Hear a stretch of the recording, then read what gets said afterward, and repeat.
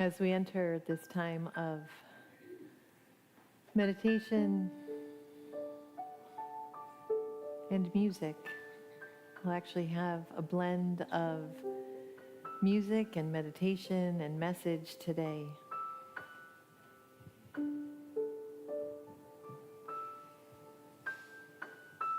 So I invite you to notice your breath, becoming present to your rhythm of breath in and out, letting your body gently fill on the inhale and surrender on the exhale.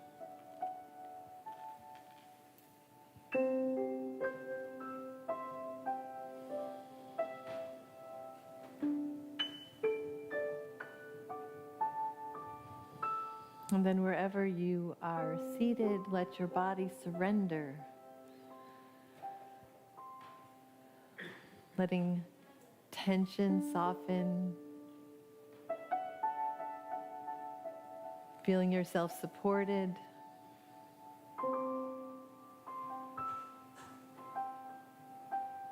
And if you wish, you could place a hand on your heart, one on your belly, or just open your palms ready to receive.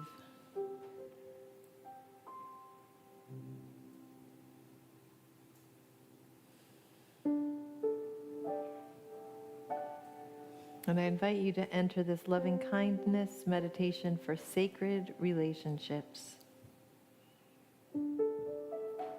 beginning by offering these blessings to your primary relationship, you.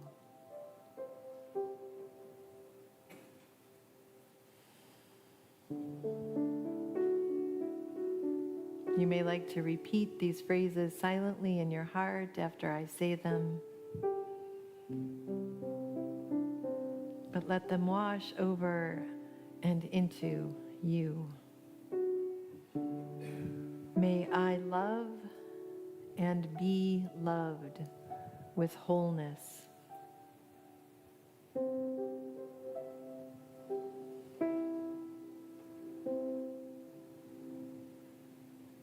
May I see and know my divine light.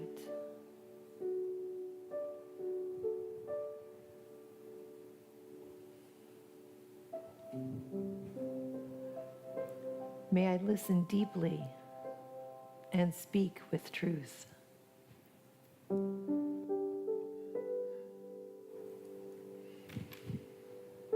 May I walk the path of sacred relationship with courage and grace.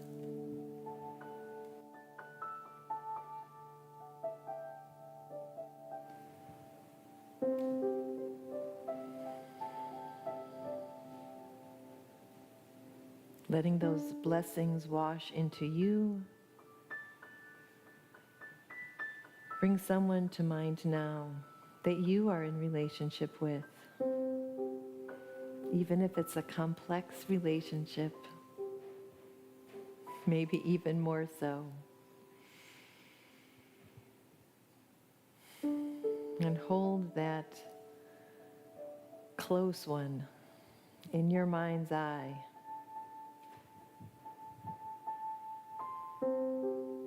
May you love and be loved with wholeness.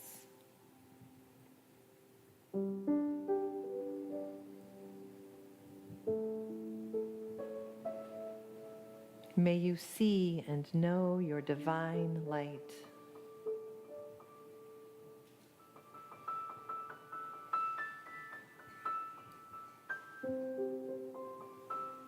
May you listen deeply and speak with truth.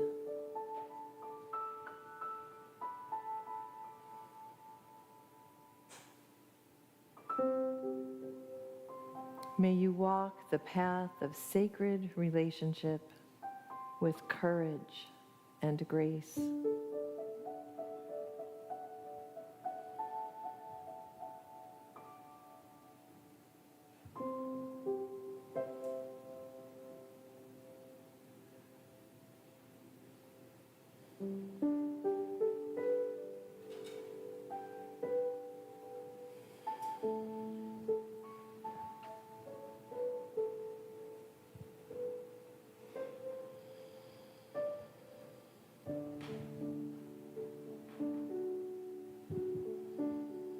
And I invite you now to sense all of those physically present in the space you are in. All of those energetically with you.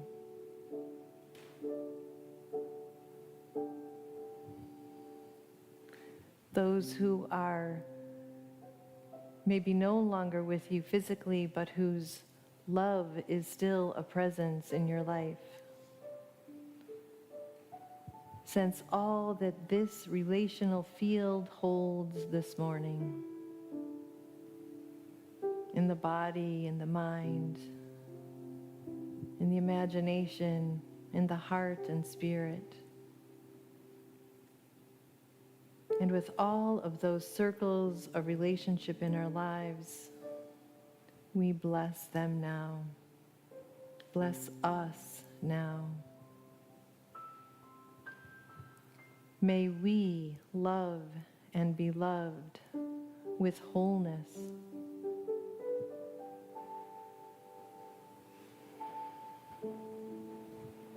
May we see and know our divine light.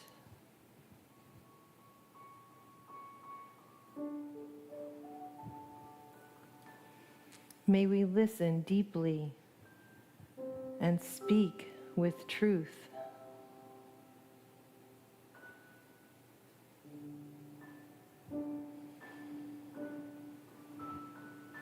May we walk the path of sacred relationship with courage and grace.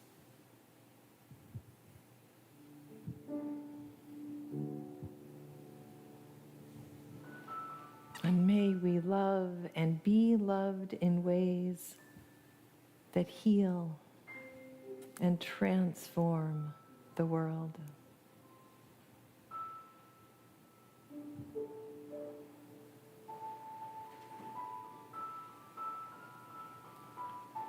And so it is.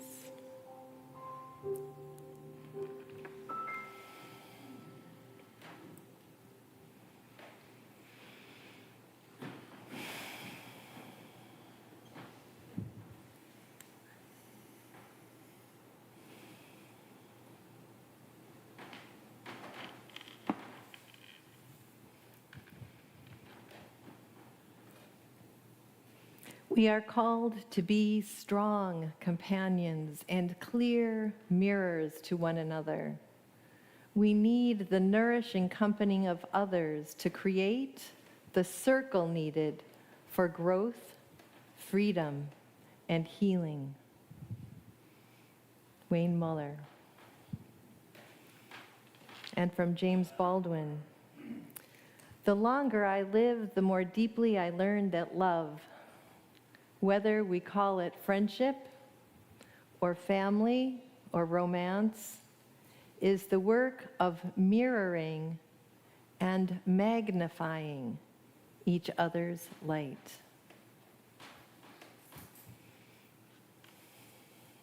Those quotes sum up in so many ways what ended up being the theme of my sabbatical. That month contained travels, as I said, from the coast of Maine, sticking my toes in the cold Atlantic in Ogunquit, to the cold Pacific in Santa Monica, Lake Michigan, having the gift of time with my family and friends who are far-flung, reconnecting and drinking at the well of those sacred relationships, those relationships that I know I am blessed beyond measure to have such richness in my life. And I try very hard not to take that for granted. So those were big moments, time to read and to write, to rest, even in the midst of the travels, to take an art class. Jean, you'll be happy to know, a watercolor class with my daughter. Time to write a poem. Time to start writing something that will be a poemish or maybe an essay about my mother-in-law, whose physical presence has not been with me in many, many years, 18 years, but who continues to teach me what it means to be a mother-in-law. So I know what a gift that is. But one of the things that was an incredible surprise along the way were not those big moments that I had planned and saved for, but they were small, unexpected moments of connections,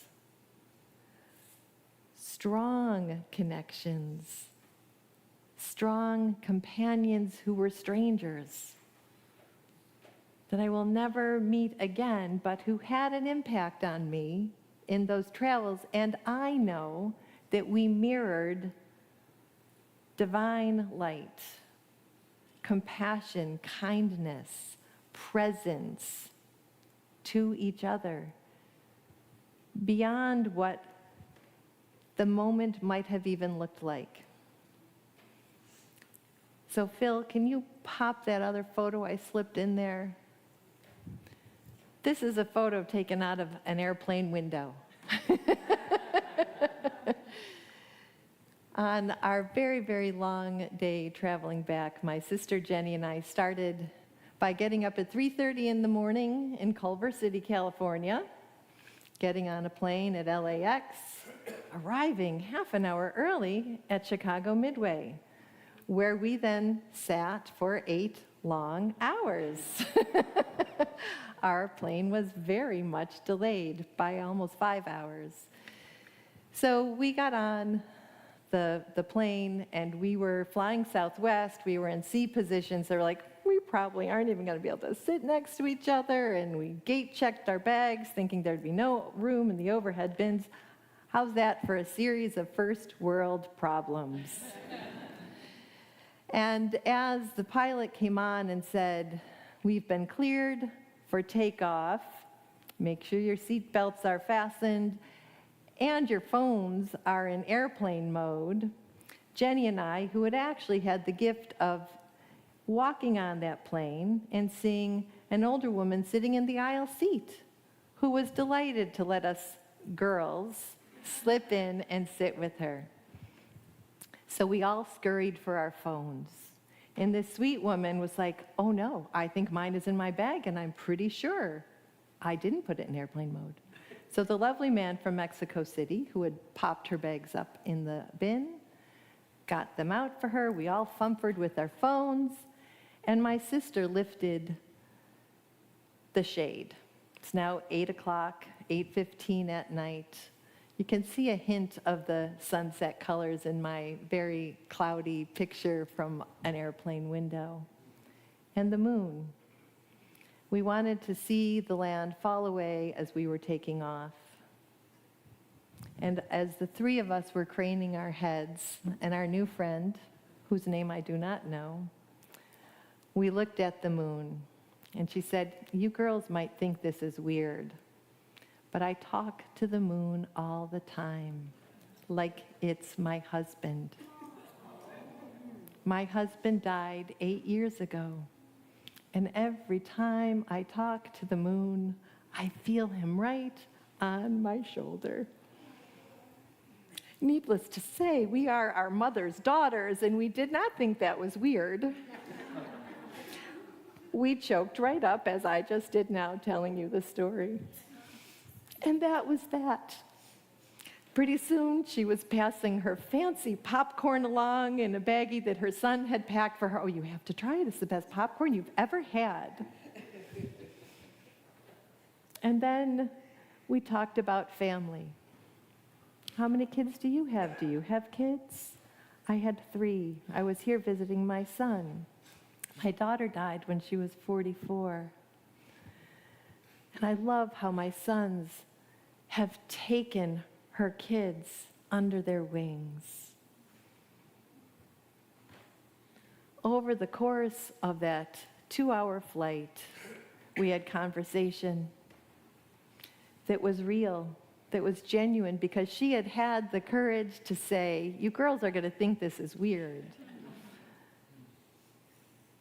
And because we had the courage to be real back to her, We mirrored that light to each other.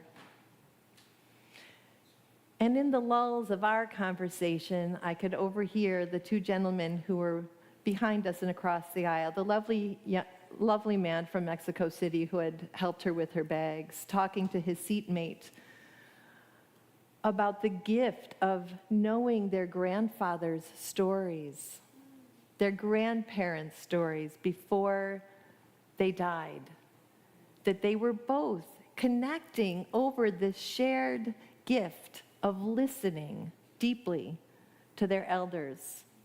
And then Kyle, the flight attendant, who's like, oh yeah, my grandparents, I've got this bucket list because I can travel. I've seen 5 of the 7 wonders of the world. And it's through the lens of sharing those stories with my grandparents that makes them even more special. They can't wait for me to do my next round of travel so I can bring them with me in my stories. On a plane filled with people who had been waiting for 8 hours, thereabouts, small moments of human connection.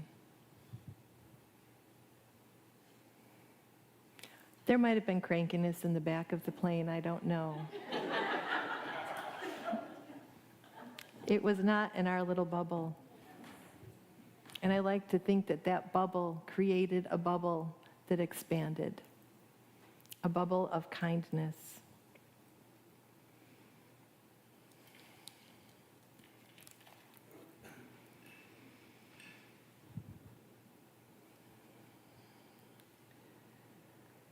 Here is a short reading about the power of presence in relationship. Presence is the foundation of all sacred relationships.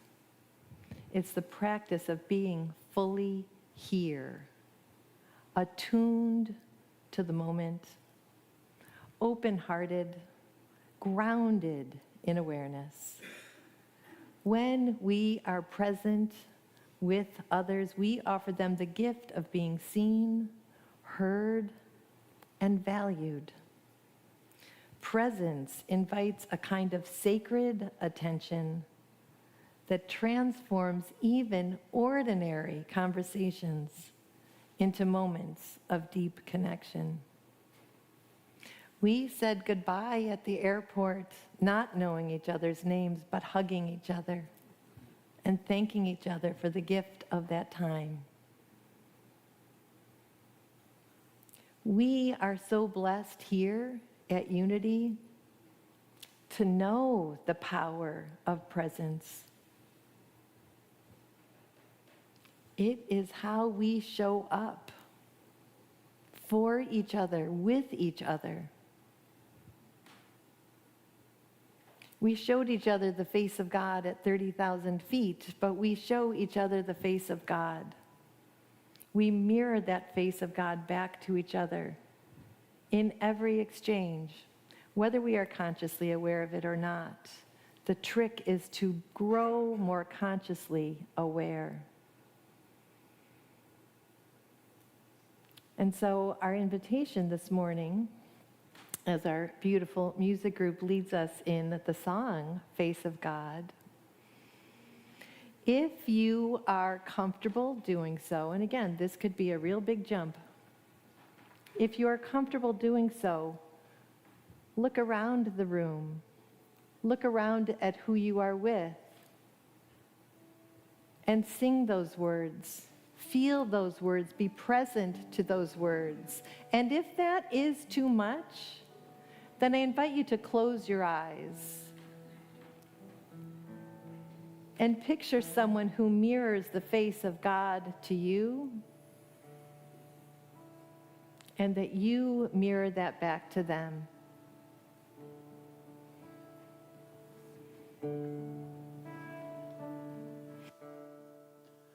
You are the face of God. I hold you in my heart. You are a part of me. You are the face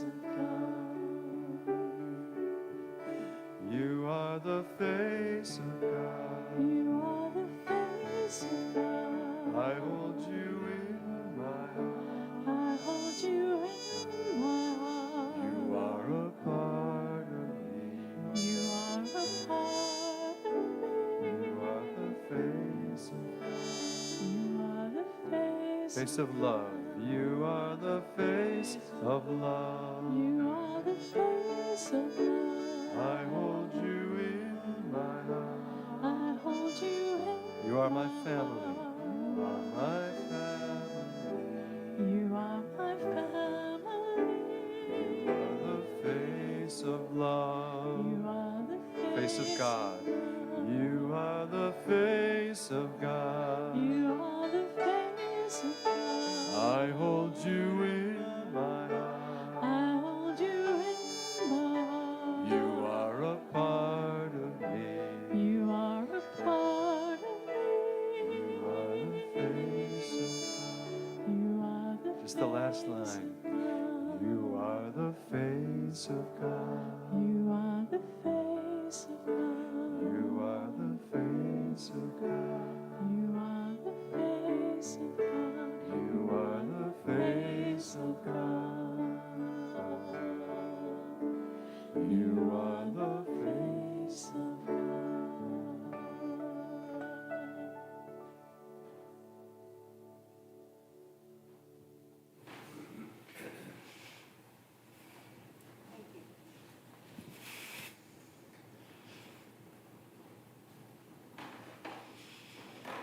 That's a lot of love to take in. We are very blessed. We are blessed with the gift of spiritual friendship. Deep spiritual friendship. And there is so much at stake right now. So much at stake in a world that does not value compassion, kindness, truth. The gift of our spiritual friendships, anam cara friendships, and you may not feel that depth with every single person that you enter this space with, but we have unlimited possibilities of coming to know each other in this space. Because that's the gift of how we enter those doors, enter this space, even enter the ethers online. But your presence here, our presence here, that fosters deep friendship, communal care and kindness. It is the only thing that will feed us and strengthen us to show up in the world as love, as bringers of the truth, of bringers of compassion. It is the only thing I know that gives me strength to continue to live in a way that we mirror that love that we are, not that we get, not that we have or we don't have, but that we are. We help each other bring that forward. So I offer us a challenge this week, a little homework. I invite you to join me in paying attention. Notice the moments in your close relationships, the people that you live with, the people that you encounter day to day. When you consciously can bring your presence fully there, what does that feel like? Whether you're sharing a meal, working on a jigsaw puzzle, maybe even having a disagreement. What does it feel like to be fully present? To trust that you are mirrors for each other of God's light and love, And let that presence shift something in your interactions. Maybe journal with the questions about what you are learning from those close relationships in your life. How are you invited to continue to grow? And what are you mirroring back for that loved one? Does your mirror need a little defogging?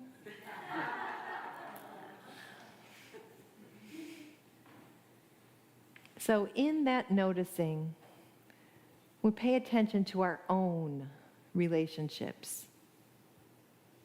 And then next week, in the part 2, we'll talk about the impact that that has on our communal relationships and on the way we are called as a community to continue to grow those strong bonds, those deep spiritual friendships that help us show up in this world hungry for transformation and be agents of change, agents of kindness, of compassion, of mercy.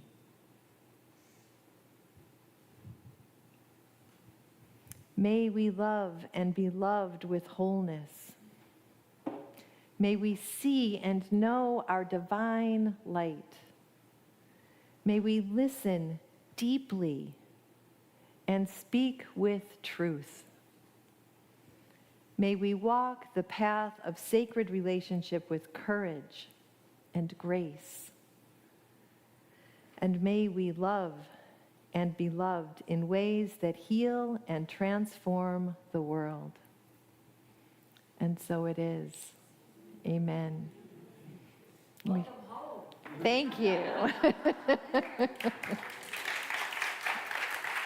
We have one more song as part of our blend here.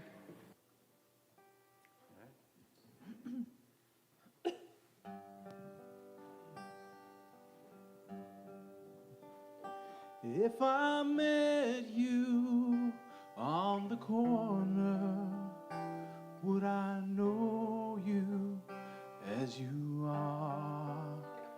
Or would I take you for a stranger and brush past you in the door?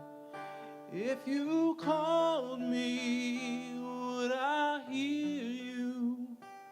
Would I walk away too soon? If I lingered for a moment, would I see myself in you?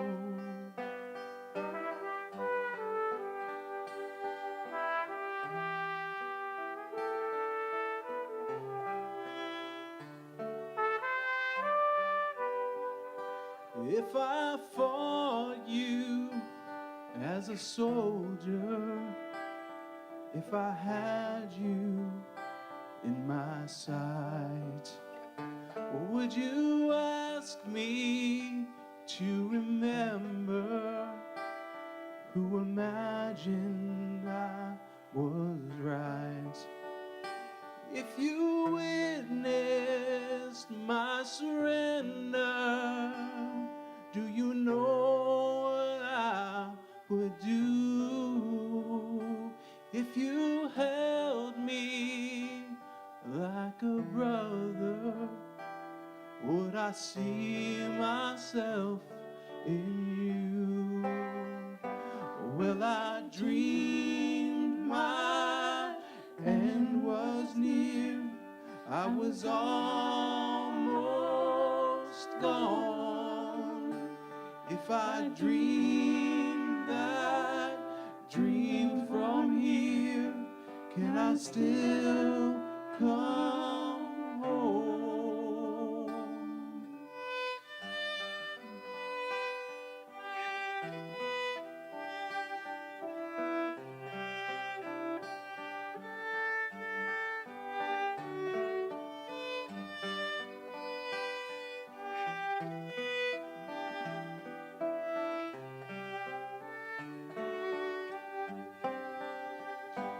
If you called me, would I hear you?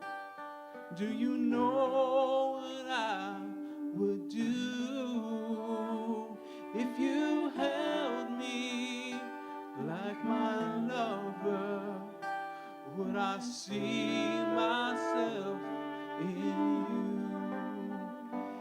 If you held me like my mother, would I see myself in you?